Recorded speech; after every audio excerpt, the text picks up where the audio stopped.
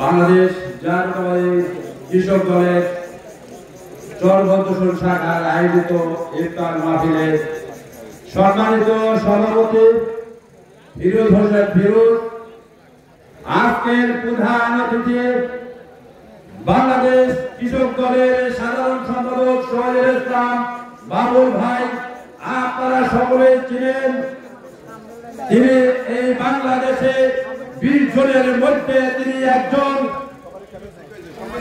আরো উপস্থিত আছেন ফরিদপুর জেলা বিএনপির সদস্য সচিব কিবরিয়া স্বপন, আরো উপস্থিত আছেন চরভদ্রশহর উপজেলা বিএনপির সভাপতি সাজান শিকদার সাহেব, আরো উপস্থিত আছেন ভাঙ্গা উপজেলা বিএনপির সভাপতি আমাদের 18 সালের ধানের শীষের কান্ডারি সেলিমুজ্জামান সেলিম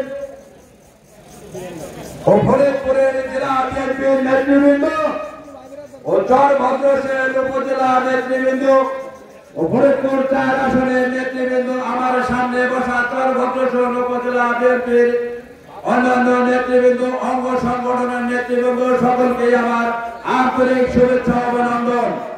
আসলে ইফতারের সময় বক্তব্য দেওয়ার কিছুই নেই, তারপরেও দু একটা কথা বলে, আমরা বাংলাদেশে এই 17 বছর যে নির্যাতন হয়েছি আপনাদের চোখের সামনে, আপনারা প্রত্যক্ষদর্শী সামনে দেখেছে।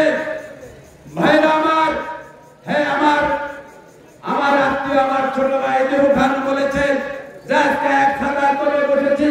আসলে আমাদের সৌভাগ্য, কারণ এক ছাতার তলে বসেছি সেই শহীদ ইসলাম বাবুল ভাই চেষ্টায় আমরা এক ছাতার তলে বসেছি।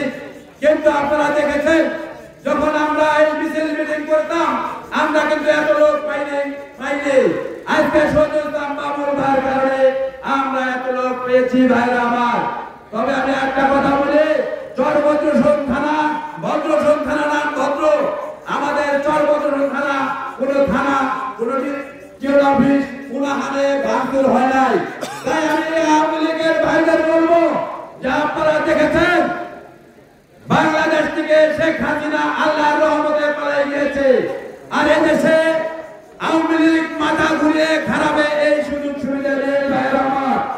আপনারা, আমি অনুরোধ করবো, আমরাও ক্ষতি করে নেই, আমাদের নেতা শহীদ ইসলাম বাবুও ক্ষতি করবে না ইনশাআল্লাহ। আপনাদের পাশে আমরা থাকবো, আমরা জনগণের খেদমত করতে চাই। আমরা যদি ভালো কাজ করি তাহলে আমাদের ইনশাআল্লাহ আপনারা দেখবেন। এই আশা ব্যক্ত রেখে আমি সকলের সুস্বাস্থ্য কামনা করে, সাংবাদিক ভাইদের সুস্বাস্থ্য কামনা করে, আমার নেতাদের সুস্বাস্থ্য কামনা করে আমি আমার বক্তব্য শেষ করতে। খোদা হাফেজ। বাংলাদেশ জিন্দাবাদ, খালেদা জিয়া জিন্দাবাদ, শহীদ জিয়া অমর হোক, তারেক জিয়া জিন্দাবাদ।